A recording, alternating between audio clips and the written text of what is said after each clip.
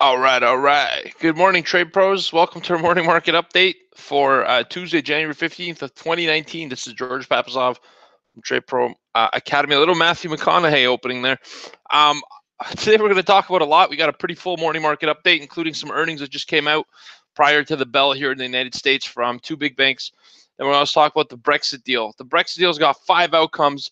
And I'm going to tell you in simple, clear to understand instructions what those 5 outcomes could mean and what the next steps will be, plus when to expect that vote. So we got a lot on today's morning market update.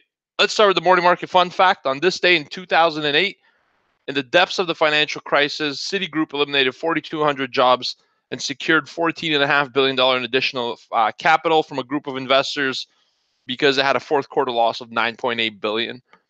Fast forward to today, Citigroup yesterday did pretty good. Not really good. I should say they did decent. They met expectations, slightly more bullish. They beat their earnings hurdle, but they missed on trading revenue, still up 4% for the day. So pretty strong outcome there.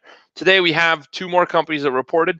The first one was JP Morgan, reported Q4 earnings per share of $1.98 versus $2.20 expected.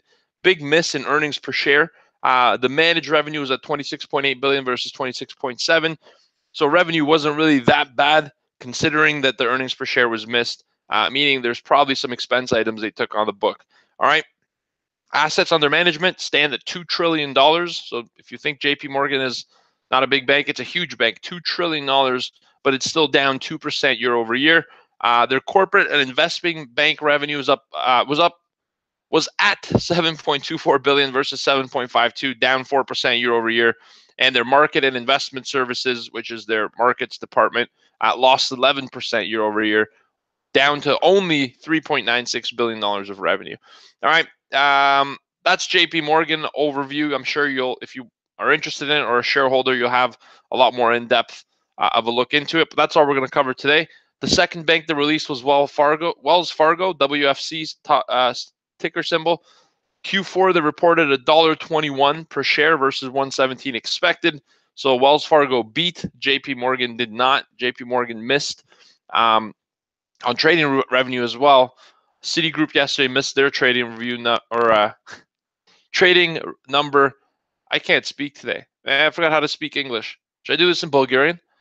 JP Morgan missed this morning and Citigroup missed yesterday on trading revenues. Wells Fargo beat their earnings per share number. Revenue slipped a little bit, 21 billion versus 21.6 expected. And everything else is pretty much in line with expectations. They didn't really deviate too much. Some notable numbers here is that they decreased their allowance for credit losses as a percentage of their total loans. And what else did they do? Total average loans is up a little bit, 946 billion versus 939.5 quarter to quarter. So an increase in their loan book. Their net interest margin, where's the NIM? NIM increased to 2.94% versus 2.84% year over year. Not a surprise because the Federal Reserve has hiked rates. So all in all, a pretty decent report on Wells Fargo, coming in line with just about expectations. Beat the EPS, but on a little bit less revenue. So there's going to be a little bit of a good moment and bad moment for it. Really curious to see how the financial sector trades this morning. Yesterday, we had the financial sector be the only one that was green for the whole day. Today, because of these 2 banks reporting, there's going to be a little bit more volatility in it. And I think all in all, it's going to be slightly bearish as a result of JP Morgan. All right, in today's markets in Asia, Japan's up 1%, Hong Kong's up 2 percentage points, China up 1.4%, India up 1.3%. In Europe at midday, London's up 0.2%, 0.2% basically. Paris up 0.5%, Frankfurt 0.3%. And in the United States, Dow and S&P up 0.5%, while NASDAQ is up 0.6, but that's slipped since I recorded that number as well. We're seeing a little bit of a give back here in early morning trading. The S&P 500 couldn't really crack and sustain 2,600 overnight, and I had mentioned that in the trading room. I told the guys that there's a lot of buy stops. There's a lot of liquidity from CTAs, commodity trading advisors, whose books, and we know this through analysis, whose books have a lot of buy stops planted around 2,603 level. Anything above 2,600 should cause a big spike in buy stop runs, which is short sellers getting squeezed out, which makes that level very notable. We hit 2,600 and a quarter on the futures and immediately reverse lower and trade almost 15 handles off that level right now. Crude oil is up 1.5% today. Gold's down 0.2. Bitcoin's trying to stage a recovery up 3.5% to 3,600. All right. This morning we had one really important indicator, the Empire State Manufacturing Survey. It came out at 3.9 versus an expectation of 10. That's the lowest since May of 2017. That's a big miss in United States manufacturing. All right, new orders absolutely missed as well, 3.5 versus 14.5 prior. Employment was way down, 7.4 versus 26.1 prior. So really, this Empire Manufacturing State Survey that came out at 8:30 really stunketh. All right, it didn't really help the market at all, and as you could see, selling intensified a little bit around that time. All right, we had a lot of Fed speakers today. 11:30, Fed's Kashkari speaking. 1 p.m., Fed's Kaplan speaking. 1 p.m., also Fed's Esther Georgia speaking. So you got some Fed speak. They're speaking at different locations, all of them, and it's going to be interesting. That's going to have some impact in the market in the afternoon. But let's talk about the biggest impact event of today. It's not actually out of the U.S. It's not Donald Trump. I mean, there is some Donald Trump related news we're going to talk about to end the broadcast, but it's this UK vote. All right.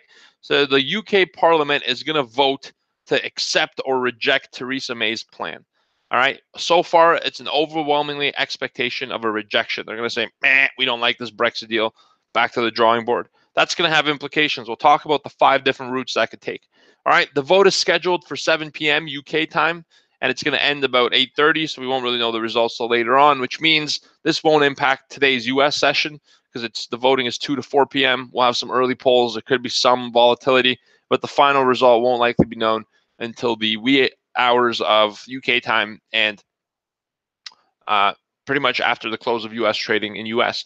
But if you want to trade in the evening, today could be an especially volatile evening session that gives you opportunity, especially if you trade currencies or if you want to trade the pound futures. Okay, so that's what we're expecting. Here's the deal outcomes. All right, we're not going to get too much into the deal, but I'll tell you this: there's 2 things that can happen. It could pass and it could fail. If it passes, which is the lower likely scenario, there's going to be a transition period. They're going to negotiate a future relationship, and then that's going to be pretty good. In a passing scenario, you're going to see the pound rally. All right, if it fails, because there's uncertainty, the pound's going to probably get weaker, but it'll be a very volatile period as we really start to think about what comes next. There's a grand total of 5 things that could happen, and only these 5 things. All right, the government, let's say it's a fail of the proposal, so the parliament votes no, they don't like this deal from Theresa May that she's negotiating and put forward. All right, the government loses the no confidence vote and their leadership. They could trigger a no confidence vote that heads on to general election. The timeline on that, we're not 100% certain of what it would look like, but we're looking at a couple months. In that case, they miss the deadline for end of March for the Brexit deal to happen. All right, Europe's giving them a timeline, end of March. So no confidence votes triggered, that pulls in a new election. Another outcome that would lead to a new election is Theresa May doesn't even wait for a non-confidence vote. She says, you guys don't like this? Get somebody to get you a better deal. I'm triggering a new election. And she's like, she would only do this if she believes she's going to win. All right. She can be like, you know what? If you want somebody else, let's see if that's what the people want. And they go to a general election. Now, the next thing deals with a new proposal. So there's a likelihood here that Theresa May tries to renegotiate an extension if the deal fails. She say, look, let's extend this, push it forward so we could open a new negotiation period. And she renegotiates a contract, and then a new proposal comes in, and we start the process all over. All right. The 4th outcome is that there's a second referendum. Theresa May could just say, you know what? This proposal failed. Let's hold another referendum in the UK, and we give them the following 3 questions. Do you want this Brexit to happen? Yes. Second option is yes under Theresa May's proposal, the current proposal, and no, we do not. In which case, you know, the UK is still considering an option where they don't do a Brexit.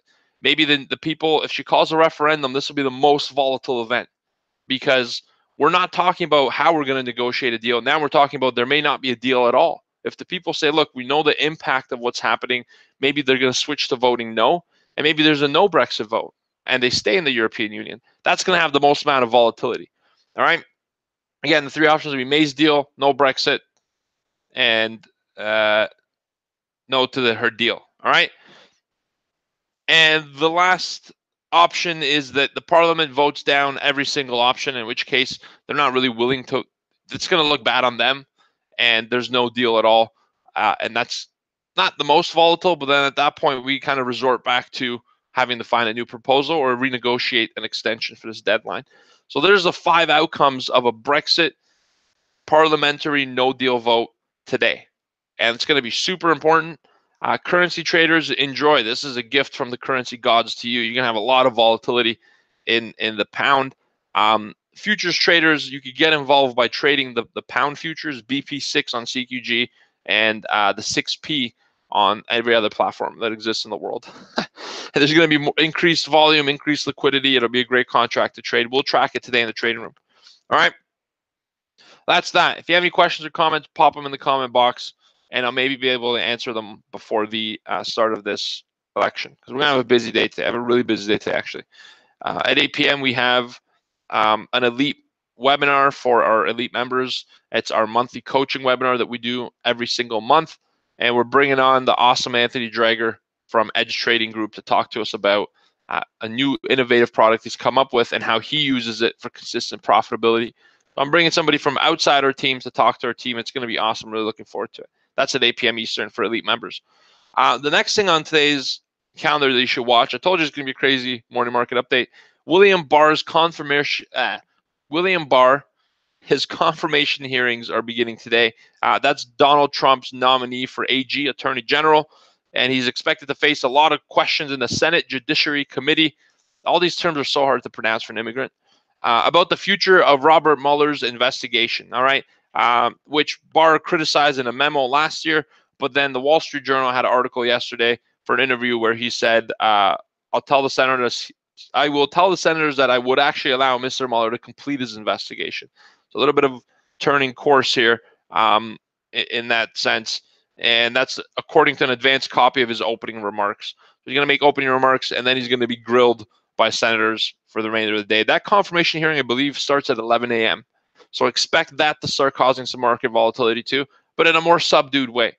So in anticipation for the stock market to start pricing in this Brexit news and some more news abroad, I feel like today's got an opportunity to be a little bit more choppy and sloppy, all right, and not as trendy. So here's what I'm going to tell you for today. The best course of action, and I'm going to follow this advice myself personally, otherwise I wouldn't give it to you. Number 1, trade less size. Number 2, trade less often. And number 3, take profits quicker. So less size, less frequency, quicker profits, get paid fast. Instead of looking for one trade to make you 10 points, you could get 3 or 4 trades that make you 2 points, all right, which won't get you to 10 points. But the math doesn't work out to 10 points on purpose because you decrease your expectations today. Saturday Night Live had a great piece on this. It was in reference to dating. Remember? Lowered expectations. You got to do the same for today. If there is a trend, we're going to step on the thing. But if there isn't, you got to follow those 3 rules. And my action plan today is I'm going to start in the morning with those 3 rules. And if I see volatility and movement and trend-like behavior, then I'll jump on it. If not, then those 3 rules are going to save me today and put a little bit of green in the bank. I'm not looking for a blowout day today because of that. We also have oil inventory tomorrow. Tomorrow are the great days where in one day you can make your whole income in a week. And so knowing that I got a great opportunity for tomorrow, I'm going to pare it back a little bit, keep the gunpowder dry, so to speak. All right. If you guys have any other questions, please pop in the comment box below. I really appreciate you guys. And I hope to see you here tomorrow morning. Have yourself a great day, great afternoon as well. Manage your risk, trade like a trade pro. Now I'm going to turn around and open up the trading room for our team. Thanks for being here. Have a great day and goodbye. All right, trade pros in the room. Let's talk about a few levels today. And right after the open, I'll tell you a little bit more about what Anthony's going to talk to you about today. And I'm actually going to be adding, he's going to be doing half the webinar. I'll be doing the other half. And the 2 parts that we talk about are going to be a whole. So it's really cool. We've been working on some stuff together, and we'll show you how to implement it. Remember, the Trade Pro Academy model for 2019 is hustle and innovate. And I've been doing that. Let's start out with giving you a few levels on S&P 500 and going over the overnight price action and what this could mean for the U.S. Open. And then we'll pass it over to our oil desk to give you a more detailed breakdown of some oil trading opportunities. All right, let's jump into it.